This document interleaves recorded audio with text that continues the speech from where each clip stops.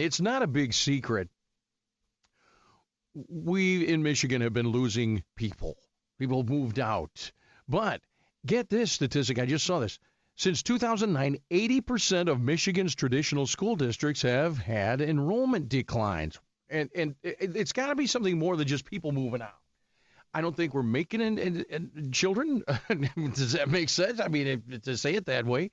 So I figured we'd reach out to folks who really, it's a bipartisan nonprofit organization. We've had them on before.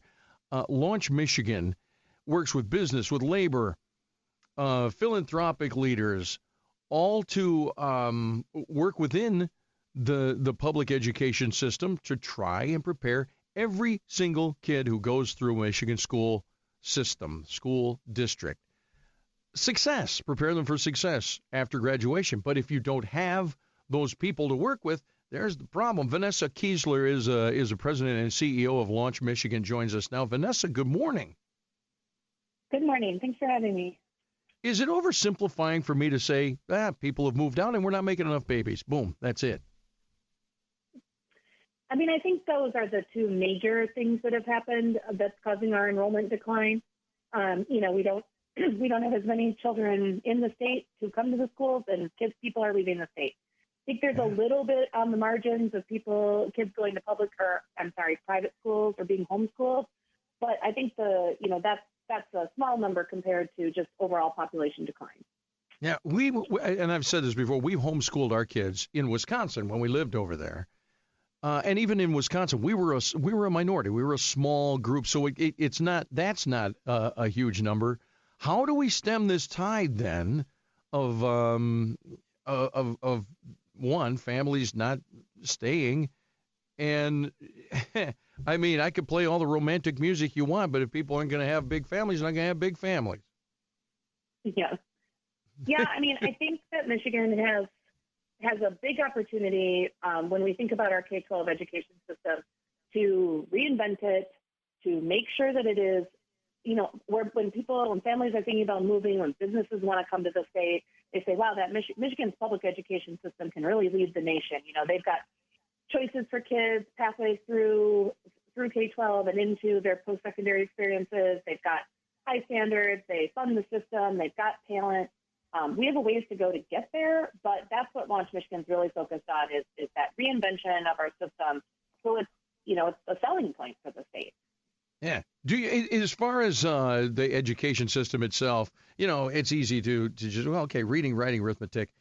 What else does the education system need to do? Like, we've talked a lot about getting people into the trades.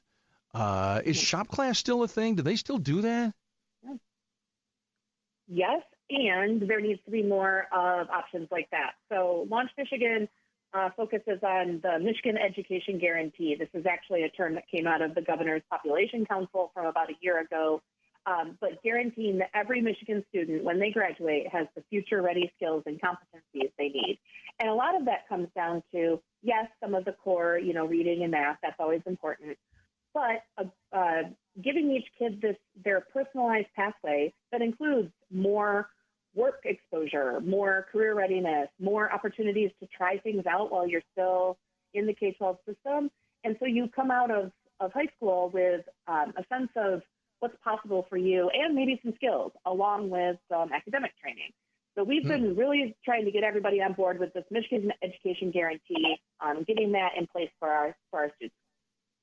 We used to have a thing. Now, again, I hate when I always go like, back in my day, by golly, but because we were still using, chalk and chalkboards and chisels and hammers and stuff. But anyway, we used to have a thing called diversified occupation, I think it was, something like the DO program. And it was really cool if you could get in that because you got out of school. What they did is they heard you on a bus and they took you to a place and you worked and you got school credit for it. This was in high school. Does something like that exist, sort of like that here? Yeah, that's a great question, actually. That is still something people are allowed to do, but I think what we're finding is it's harder for districts to make that an option than it was in the past. There's more requirements that have come down the pike. There's, there has been a restriction in funding in the past. So that's why we're trying to say, hey, these things have been around for a while. It's not that we have to go all the way back to that, but that kids having work opportunities, kids having a chance to experience, themselves, their own motivation to be interested. Students are really disengaged from school right now. And part of that is because we've moved toward offering more of a one-size-fits-all approach. And we need to come back to a more personalized approach and to some of these things that used to be more popular, but maybe went away as we did more around certain standards or certain classes, give kids opportunities that are more invigorating to them, frankly, than a standardized test. Right. Oh, well, and more invigorating than, say, social media or being an influencer. Everybody wants to be an influencer now. Everyone wants to do a short and have a little channel and be the next star. Do you think, am I oversimplifying that even? That just seems to me the sort of the feeling out there is you talk to somebody, they want to either be a big sports star or an influencer on the internet. Oh, I'm going to make millions because they see one or two people doing that and they think that's the standard. Yeah, I think this is actually a thing that always happens with kids is that the future that they can envision is the one they can see. And so right now they see social media stars making money and they see sports stars, but they don't see, welders or accountants or school counselors or pet veterinarians, groomers or whatever. I don't know, like all the different things. And so they can't understand how some of the things they love and are interested in can become careers. So that, so it becomes like, well, I'm going to, make cleaning videos on TikTok. That's what I watch on social media. I don't know about you, but. Well, here's the thing. How do you fight that? Because we all watch that stuff, and the kids see us watching it, and they watch it, and we all take it in. How are you going to fight that battle and make school, I'm sorry, I'm going to say it, how do you make school sexy again, if it ever was?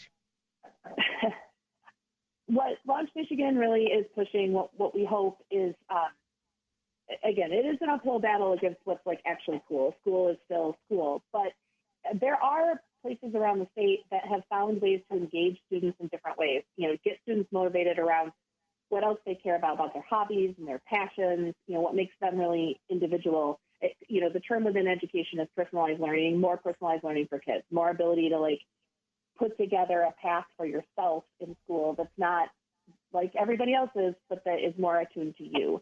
And that's hard to do, but I think it has to be what we do going forward because right now, we're at 30% chronic absenteeism in the state. Kids just aren't going to school. Like you just said, it's not sexy right now. And we have to have really hard conversations about what that will look like. Yeah, and to show them that the basic stuff you learn in school does help you later in life. Maybe getting somebody up on a bulldozer or in a dump truck. I don't know. That's swing a hammer.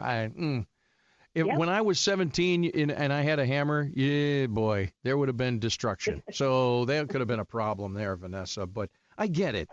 And Launch Michigan is working with school districts. Do you have the numbers on this, where the biggest lack of enrollment is or decline in enrollment in the state? Is it the UP? Is it more rural? Is it more urban? I'm no demographer, so I'm not going to try to play one on radio this morning. I know, and I threw that at you. It's not in your wheelhouse. I get it.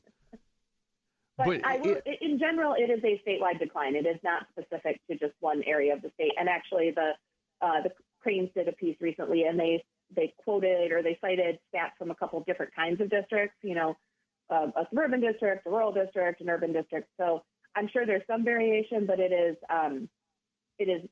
pretty statewide. It's too big to be in only certain districts. So. Mm-hmm.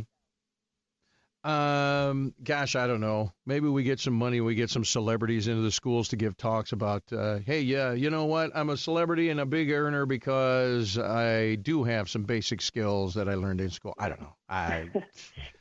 Maybe that's a thing. That seems like a small thing, but every little bit counts, I guess.